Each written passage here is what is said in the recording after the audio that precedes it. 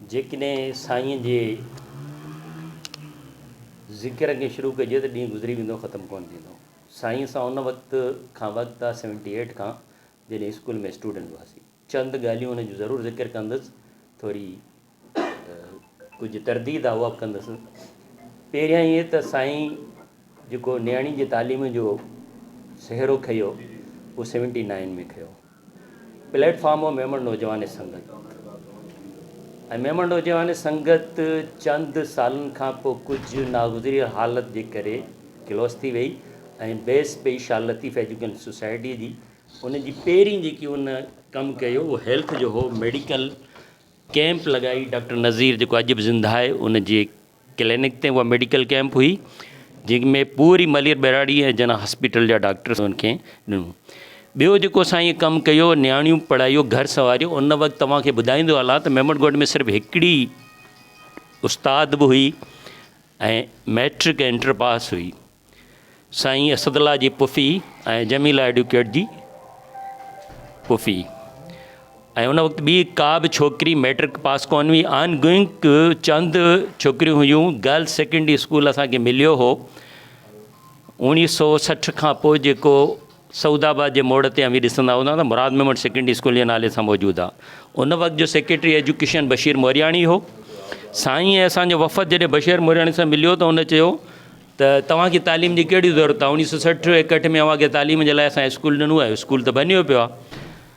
पोइ असां उते हिकिड़ो बुनियादु रखियो त असांखे उहो उर्दू मीडियम स्कूल आहे, असांखे सिंधी मीडियम स्कूल ॾिनो वञे जीअं असांजी सिंधी लैंग्वेज आहे। वॾी मुश्किल खां पोइ स्कूल जी बिल्डिंग त अप्रूवल थी वई, मंज़ूरी बि थी वई। थियो छा त गर्ल्स का बि मैट्रिक इंटर कोन हुई।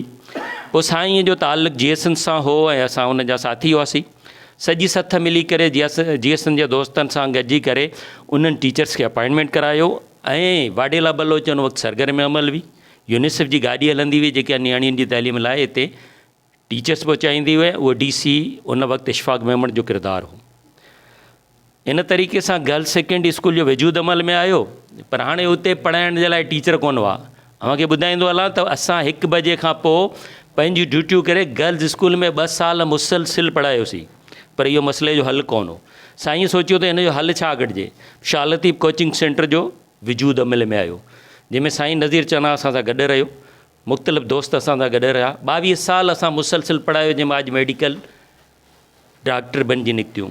इहो केस हकीम साहब बि विड़ियो, DC बि हो उन वक़्तु, ऐं इहे 50 कोन 65 सीटूं हुयूं जेके असां डिस्ट्रिक्ट मलिर पूरी सिंध में डिस्ट्रिक्ट वाइज़ सीटियूं हुयूं, कराची में डिवीज़न वाइज़ हुयूं, जेके कोर्ट में केस बि विड़ियोसीं ऐं हकीम बलोच बि सपोर्ट कई।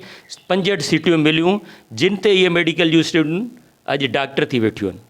उन में साईं जो वॾो किरदारु रहियो। सन 2000 में बल्दियती इलेक्शन थिया। उन इलेक्शन्स में मेमण ॻोठ तक़रीबन इहो सम्झो त टुकरा थी वियो, सियासी वर चढ़ी वियो।